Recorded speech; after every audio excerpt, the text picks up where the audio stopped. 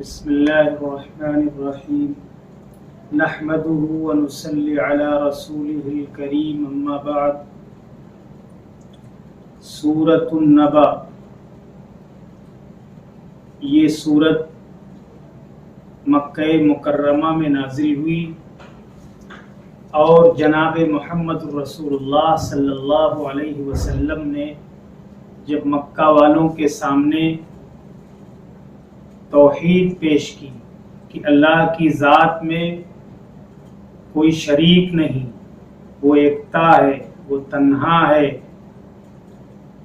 اس کا کوئی پارٹنرشپ نہیں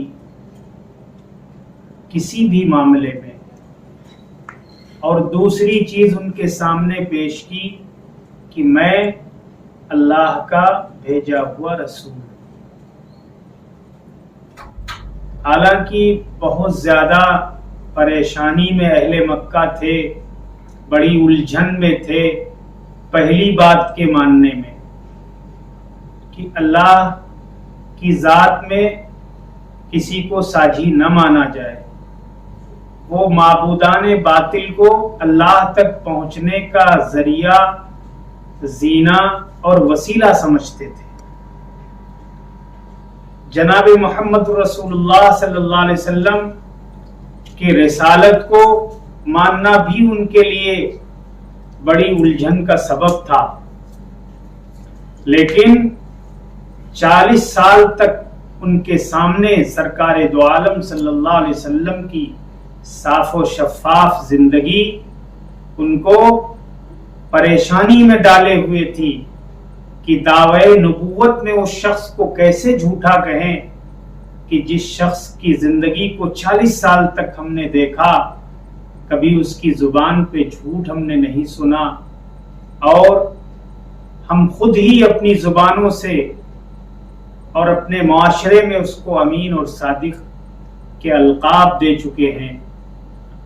جب تیسری چیز کے بارے میں جناب محمد رسول اللہ صلی اللہ علیہ وسلم نے ان کے سامنے پیش کیا کہ قیامت آئے گی، دوبارہ زندہ ہونا ہوگا، اور اس دنیا کی زندگی کے بارے میں تم سے حساب و کتاب لیا جائے گا، تو وہ آپے سے باہر ہو گئے اور گلی کوچوں کے اندر، چوراہوں کے اوپر، ہوٹلوں کے اندر مذاق اڑانے لگے، بطور استہزاء لوگوں سے کہتے تھے کہ ارے اب ہم کو دوبارہ زندہ کیا جائے گا، اور ہم کیسے دوبارہ زندہ کیے جائیں گے جبکہ ہم بھری ہڈیاں ہو جائیں گے، مٹی میں مل جائیں گے، سڑ گل جائیں گے، تو ہم کو اللہ کہاں پائے گا، کیسے زندہ کرے گا؟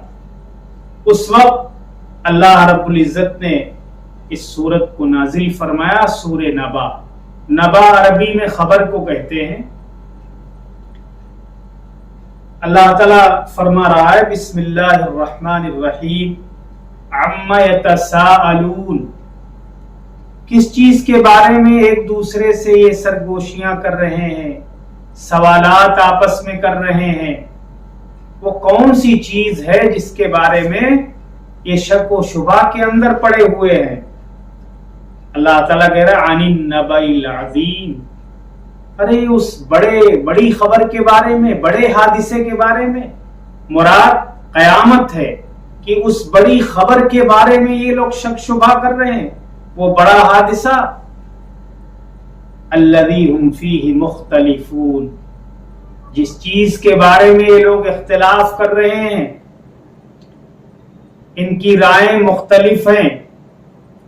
3 گروہ ہو گئے، تو ایک گروہ ایسا تھا کہ جو شک و شبہ کے اندر پڑا ہوا تھا کہ ایسا کیسے ہو سکتا ہے، کیا ہم دوبارہ زندہ کیے جا سکتے ہیں اور پھر ہم سے حساب و کتاب لیا جائے گا؟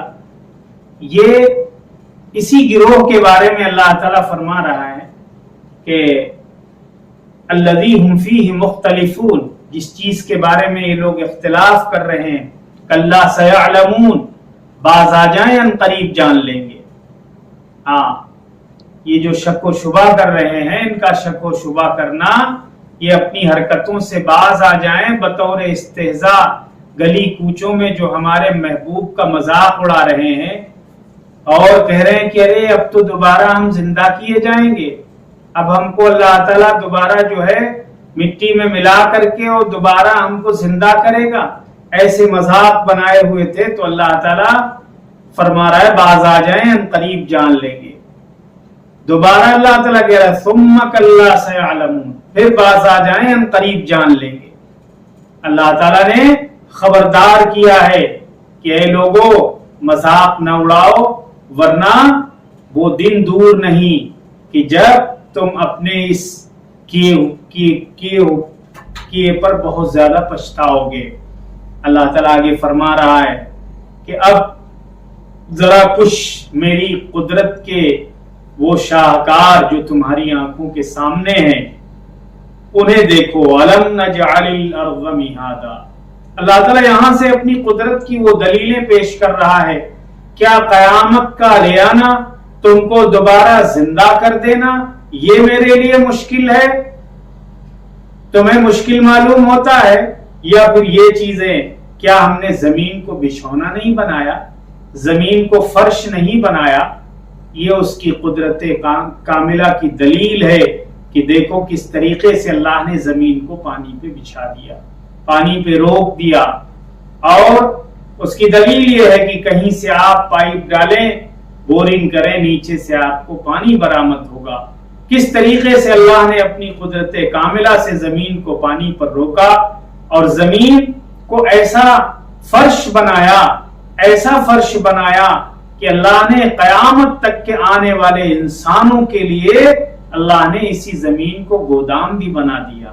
طرح طرح کی سبزیاں، طرح طرح کے غلے، طرح طرح کے فروٹ، سب جو ہے طرح طرح کی دھاتیں، ڈیزل، پٹرول، تانبا، لوہا، مورن، پتھر، سب چیزیں اللہ نے اسی گودام کے اندر رکھ دی اور قیامت تک کے انسانوں کے لیے ان کا حصہ، ان کا حق اسی زمین سے باہر آتا رہے گا اور وہ اس سے مستفید ہوتے رہیں گے۔ تو اللہ تعالیٰ فرما رہا ہے أَلَمْ نَجْعَلِ الْأَرْضَ مِهَادًا، کیا ہم نے زمین کو بچھونا نہیں بنایا؟ اور ایسا بچھونا بنایا کہ معلوم ہوا نہ اتنا سخت بنایا کہ تم اپنی عمارتیں نہ تعمیر کر سکو، اور اتنا نرم بنایا کہ ایک معمولی سے رائی کا بیج بھی جو ہے اپنے سرے کو باہر نکال کر کے ایک درخت بن کر کے اور ہمیں تیل جیسی چیز فراہم کرتی ہے۔ معمولی سا نرم و نازک اقوا معلوم ہوا بیج کا، وہ زمین کے سینے کو چاک کر کے اور چیر کر کے باہر نکل آتا ہے۔ اتنا نرم بنایا اور اتنا سخت بنایا کہ کئی کئی محلہ، کئی کئی فلور کی جو ہے منزلیں، عمارتیں اسی زمین کے اوپر انسان بنا کر کے کھڑی کر دیتا ہے۔ تو یہ اللہ کی قدرت ہے کہ اللہ رب العزت نے زمین کو پانی پر روکا اور قیامت تک کے آنے والے انسانوں کے لیے اسی کو گودام بھی بنایا۔ طرح طرح کی نعمتیں اس کے اندر اللہ نے چھپا دی، جب جتنی جس کی ضرورت ہوگی اللہ تعالیٰ باہر نکالتا رہے گا۔ والجبال اوتادا، اور اللہ تعالیٰ کہہ رہا ہم نے ہی پہاڑوں کو میخیں بنایا، پہاڑوں کو ہم نے زمین پہ ایسا نصب کر دیا کہ اس زمین کے بیلنس کو روک دیا، اس کے تھرتھرانے کو، اس کے کانپنے کو ہم نے روک دیا اور برابر بیلنس کر دیا۔ کہاں کتنے بڑے بڑے پہاڑ جو آسمان کی بلندی کو، جن کی چوٹیاں چھو رہی ہیں، کیسے ان پہاڑوں کو اللہ نے نصب کیا۔ یہ بھی مخاطب کے لیے ایک بہت بڑی دلیل ہے کہ دیکھو ان پہاڑوں کا نصب کرنے والا کون ہے، زمین کو پانی پہ بچھانے والا کون ہے۔ وَخَلَقْنَاكُمْ أَزْوَاجًا، اور اس سے بھی بڑی چیز کہ ہم نے تم کو جوڑے جوڑے پیدا کیا، مرد و عورت بنایا۔ کس طریقے سے اللہ نے شکلیں عطا کی۔